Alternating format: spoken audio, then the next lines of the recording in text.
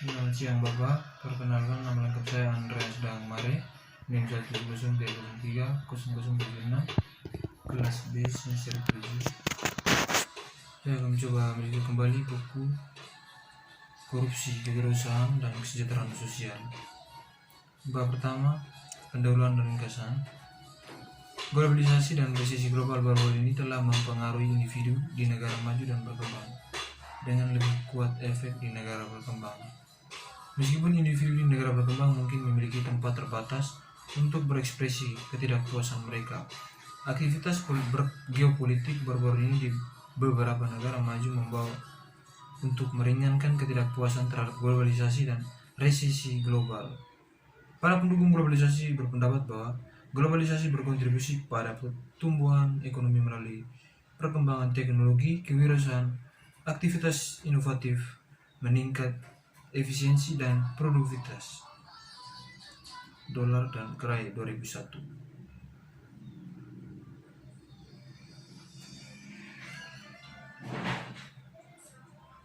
Dari impor, perusahaan cenderung meningkatkan kualitas produk atau berinovasi produk baru. Beberapa studi memasukkan kasus industri atau negara tertentu seperti pembuat katup di Amerika Serikat di Bartel et al. 2007, alas kaki di Freeman dan Kleiner 2005, dan perusahaan manufaktur Italia di Bugamelli et al. 2008. Semua studi ini menemukan bahwa aktivitas inovasi dan perusahaan meningkat ketika persaingan impor meningkat. Bab 2. Tantangan besar kesejahteraan sosial. Welfare yang 2.1 Bangkitnya negara kesejahteraan. Welfare state dikonseptualisasikan sebagai sebuah negara yang berkomitmen untuk memodifikasi permainan kekuatan sosial atau pasar untuk mencapai kesetaraan yang lebih besar. Lidbeck mendefinisikan negara kesejahteraan sebagai memiliki berbagai jenis produk publik disubsidi oleh keuangan publik.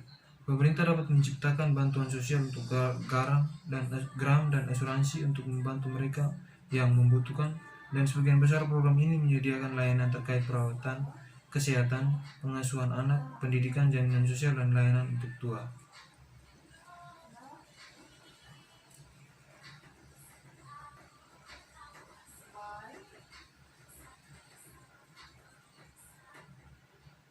Dua hubungan antara pembangunan ekonomi dan ketimpangan pendapatan. Masalah ketimpangan ekonomi telah menjadi argumen sentral baik di kalangan kritikus maupun pendukung globalisasi, dan telah menjadi topik utama di lokal dan arena politik nasional di seluruh dunia. Di negara-negara seperti Inggris Raya dan Amerika Serikat dan di seluruh Eropa, ketidaksetaraan pendapatan telah disalahkan globalisasi dan terkait dengan nasionalisme ekonomi dan bahkan gerakan populis di beberapa negara. Di negara berkembang, masalah ketimpangan sudah berlangsung lama sejarah, tetapi telah mengambil wajah baru dengan globalisasi.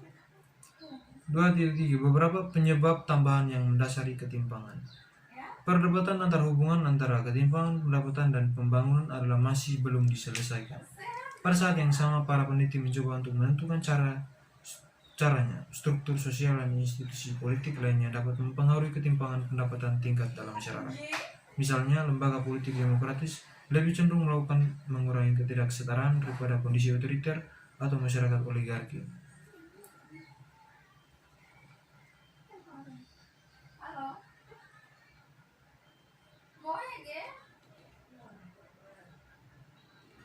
Dua titik tiga Kepemilikan tanah dan kepemilikan aset. Di negara berkembang, tanah merupakan aset utama dan merupakan sarana investasi, akumulasi kekayaan, transfer kekayaan antara generasi, dan tentu saja pendapatan. Faktanya, sekitar 70-80% penduduk pedesaan berkembang negara memiliki pertanian sebagai sumber pendapatan utama, sehingga pertumbuhan pertanian sektor dapat membantu mengurangi ketimpangan di negara-negara ini. 2.3.2 Kesenjangan upah berdasarkan gender. Selama beberapa dekade terakhir, organisasi internasional dan pemerintah berbeda negara-negara telah mempromosikan dan menerapkan kebijakan untuk mendorong perempuan dalam pekerjaan pasar dan arena politik. Namun, partisipasi pasar tenaga kerja tetap pada level 40-50% di beberapa negara. 2.4 Hubungan antara kewirausahaan dan negara kesejahteraan. Motivasi adalah kekuatan pendorong utama di balik keterlibatan dalam aktivitas kewirausahaan. Itu motivasi dapat tumbuh dari kebutuhan atau pengakuan atas suatu peluang.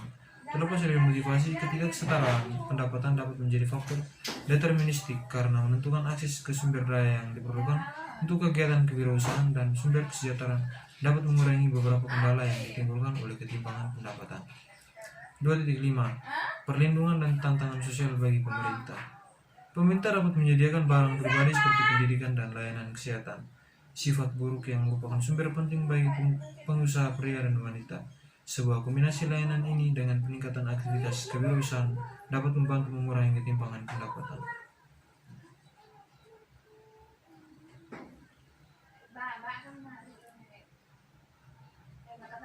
Bab 3. Kewirausahaan sebuah tinjauan. Kewirausahaan dan lingkungan eksternal. Kegiatan kewirausahaan dinilai memberikan kontribusi positif bagi masyarakat melalui penciptaan lapangan kerja dan tunjangan lainnya. Namun tidak semua negara mengalami hal serupa tingkat aktivitas kewirausahaan. Sebaliknya ini bervariasi di berbagai wilayah dan di negara dengan tingkat pendapatan yang berbeda. Perkembangan ekonomi negara memiliki pengaruh yang signifikan berdampak pada aktivitas kewirausahaan, dan negara yang lebih maju cenderung menghasilkan lebih banyak aktivitas kewirausahaan. 3.2. Perdebatan terkait kewirausahaan. Tidak ada definisi yang pasti tentang kewirausahaan.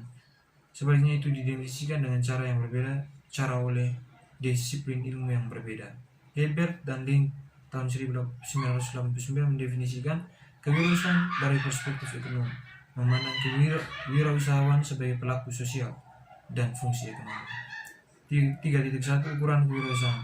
Mirip dengan banyak konseptualisasi kewirausahaan, masih ada ketidaksetujuan tentang bagaimana itu dioperasionalkan dan diukur. Operasi literatur yang ada rasionalisasi kewirausahaan dalam beberapa cara, termasuk sebagai wirausaha baru, perusahaan formal, wirausahaan yang baru lahir, dan perusahaan baru. OECD mendefinisikan diri pekerjaan sebagai individu mengambil tanggung jawab pribadi untuk menjalankan bisnis. Tren kewirausahaan pria dan wanita dan bukti kinerja Ventura. Aktivitas kewirausahaan bervariasi di setiap negara serta berdasarkan gender. Dalam mengembangkan negara, pengusaha perempuan menghadapi banyak hambatan budaya, dan keluarga berinvestasi mengurangi sumber daya pada wanita muda. Di banyak negara berkembang, anak-anak laki-laki diberi akses istimewa ke pendidikan. Kesenjangan dalam akses ke sumber daya berlanjut sebagai transisi individu melalui berbagai tahap kehidupan. Anggota wanita masyarakat dapat berkontribusi pada kegiatan ekonomi produktif jika mereka mampu memanfaatkan peluang untuk berinvestasi, seperti melalui sumber daya manusia sendiri, pendidikan. 3.5. Perbedaan gender dalam preferensi untuk kewirausahaan. Pengusaha pria dan wanita tidak mencerminkan perbedaan yang signifikan terkait usia dan pendidikan, tetapi motivasi berbeda. Sedangkan pengusaha pria dan wanita terlibat dalam kewirausahaan untuk kemandirian dan jadwal kerja yang fleksibel. Untuk wanita, menyimbangkan tanggung jawab perempuan dan pekerjaan secara efektif adalah motivasi utama. 3.6. Tantangan pengusaha pria dan wanita. Akses dan ketersediaan sumber daya penting bagi pengusaha laki-laki dan perempuan. Penerus Davidson dan Honey 2003, Honey tahun 1998, tetapi mereka menghadapi pertentangan yang signifikan terkait dengan sumber daya dan sektor yang mereka pilih untuk dimasuki, misalnya wanita. 3.7. Sektor keuangan dan tantangan peroleh keuangan modal. Kontribusi pengembangan keuangan untuk kewirausahaan, inovasi, dan pertumbuhan terbukti positif. Namun demikian, tingkat perkembangan sektor keuangan dan akses ke keuangan pada individu, wirausahawan, dan perusahaan bervariasi di seluruh negara. 3.8. Keuangan. Tantangan lebih besar untuk wanita daripada pria pengusaha. Modal finansial adalah sumber daya penting bagi perusahaan baru untuk bertahan dan sukses. Menyerah dalam jangka panjang, Parker tahun 2009, tetapi wirausahawan menghadapi tantangan dalam perolehnya.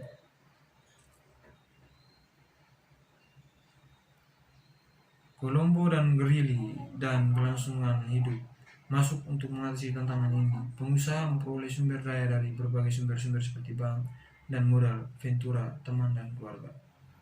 3.9. Pentingnya literasi keuangan untuk inklusi keuangan. Perkembangan keuangan dalam negeri tidak diterjemahkan ke dalam akses keuangan semua orang, terutama untuk individu di negara berkembang. Menurut indikator perkembangan dunia, Bank Dunia 2014, sementara hampir sepertiga pria masuk negara berkembang hanya memiliki seperempat perempuan yang memiliki akun tersebut. 3.10 peran teknologi dalam akses keuangan. Pembagian ketersediaan dan akses ke layanan keuangan dan produk keuangan yang maju dan berkembang itu luar biasa. 4. Korupsi, puzzle yang belum terpecahkan. 4. Pengaruh institusi pada kewirausahaan. Kondisi kelembagaan suatu negara merupakan komponen penting untuk pembinaan aktivitas kewirausahaan di suatu negara. Divisi lembaga mencakup baik aturan permainan formal dan informal untuk interaksi di masyarakat. Lemke dan Levitsky tahun 2004 dibangun di atas 12 North tahun 1990 sampai 1991. Pengertian lembaga dan mendefinisikan lembaga informal sebagai aturan yang rendah di masyarakat. Jenis korupsi. Korupsi secara umum didefinisikan sebagai penggunaan jabatan publik untuk keuntungan pribadi. 4.3 Mengukur korupsi. Literatur yang ada mengukur korupsi dengan berbagai cara. Dengan variasi ini, ukur yakin korupsi adalah masalah lain seperti yang dikemukakan oleh Johnson.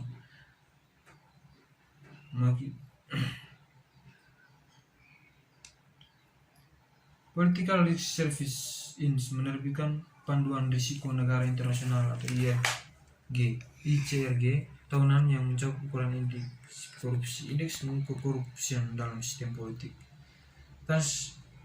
Transparansi Internasional atau TI. TI mengukur persepsi korupsi seluruh dunia. TI mencetak negara masing-masing tahu tentang betapa korupsi sektor publik mereka. Yayasan warisan. Indeks kebebasan ekonomi mengukur berdasarkan skor kebebasan dari korupsi tentang skor TI. Indikator tata kelola dunia. Data indikator tata kelola dunia melaporkan 6 definisi besar pemerintah keuangan yang meliputi pengendalian korupsi. Alasan dibalik korupsi. Para sarjana mencoba untuk menentukan alasan korupsi. Literatur terbaru tentang ini, isu tersebut menunjukkan beberapa faktor mikro dan makro dibalik korupsi. Literatur terkait dengan faktor makro menunjukkan bahwa tingkat perkembangan ekonomi dan politik lingkungan bertanggung jawab atas korupsi. Bab 5. Korupsi, rezim pengaturan dan kewirausahaan. Peraturan sebagai pelaku. Memulai bisnis membutuhkan aliansi dan izin serta berurusan dengan peraturan lainnya. Korupsi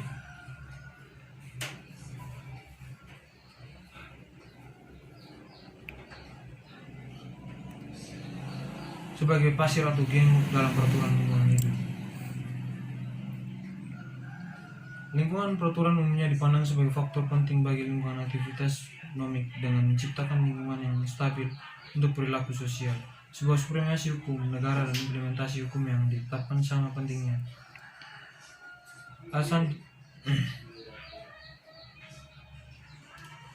korupsi dan pengusaha wanita. Korupsi bisa membebani pengusaha manapun, tetapi bisa sangat membebani para pengusaha wanita sejak di banyak negara berkembang. Wanita menghadapi lebih banyak tantangan daripada pria dalam banyak aspek, seperti wanita memiliki akses ke properti, akses terbatas ke pasar tenaga kerja dan jaringan.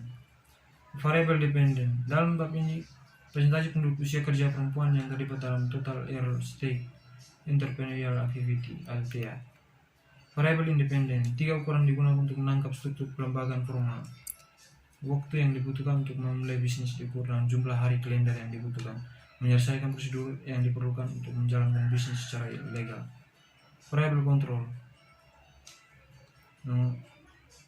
Bab 6. Korupsi, kewirausahaan dan sosial kesejahteraan. Ketimpangan pendapatan dapat lama kekhawatiran baru. Ketimpangan pendapatan bukanlah fenomena baru, namun ada interpaling banyak di antara para sarjana dan menentukan tren di penyebab dibalik terdistribusi. Korupsi dan kesejahteraan sosial. Korupsi dapat mempengaruhi kesejahteraan sosial masyarakat dan bertindak sebagai pajak regresif pada orang miskin dengan merampok sumber daya dari rumah tangga yang mengalami kesulitan. Memiliki pengaruh tingkat kemiskinan di banyak negara berkembang.